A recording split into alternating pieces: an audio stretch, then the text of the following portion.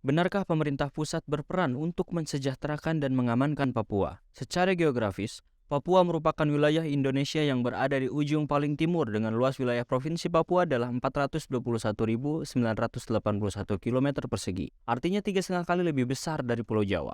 Hingga saat ini, sumber daya manusia di Papua masih belum begitu banyak, sehingga banyak potensi dari sumber daya alamnya yang belum terkelola dengan maksimal.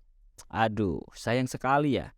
Padahal Papua sangat kaya akan sumber daya alamnya. Salah satunya adalah tambang emas. Hal ini karena minimnya infrastruktur jalan dan listrik menjadi penghambat bagi transportasi logistik dan perekonomian di Papua. Sehingga proses distribusi ke distrik-distrik di Papua banyak menggunakan pesawat dan tentunya juga berpengaruh pada mahalnya tingkat harga jual untuk setiap produknya. Dari hal tersebut, nampak jelas bahwa terjadi ketimpangan pembangunan yang terjadi di Papua dan di Pulau Jawa yang begitu sangat kentara. Dengan dalih bahwa Pulau Jawa merupakan pusat pemerintahan dan pusat perekonomian. Lalu, kenapa hanya terjadi di Papua saja?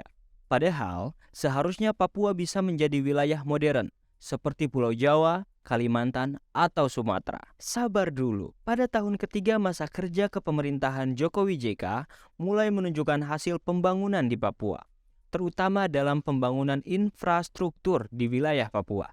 Sebagai bentuk keseriusannya, Presiden Joko Widodo mengeluarkan surat instruksi Presiden nomor 9 tahun 2020 tentang percepatan pembangunan kesejahteraan di Provinsi Papua dan Provinsi Papua Barat, serta keputusan Presiden nomor 20 tahun 2020 tentang Tim Koordinasi Terpadu Percepatan Pembangunan Kesejahteraan di Provinsi Papua dan Provinsi Papua Barat. Untuk itu, pemerintah menjadikan kebijakan tersebut sebagai prioritas agar berbagai rencana aksi yang telah disiapkan dapat segera dilaksanakan.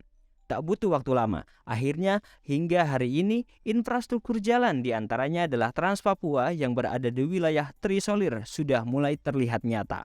Hal tersebut menjadi angin segar bagi seluruh masyarakat Papua, karena hal tersebut memberikan dampak positif bagi kehidupan sosial ekonomi di Papua. Presiden juga menggandeng TNI dan Polri guna memastikan seluruh kebijakan Presiden Joko Widodo untuk pemerataan pembangunan dan peningkatan kesejahteraan dapat berjalan dengan maksimal. Yang paling penting sih, semoga pembangunan demi kesejahteraan dan keamanan masyarakat di Papua dapat segera selesai.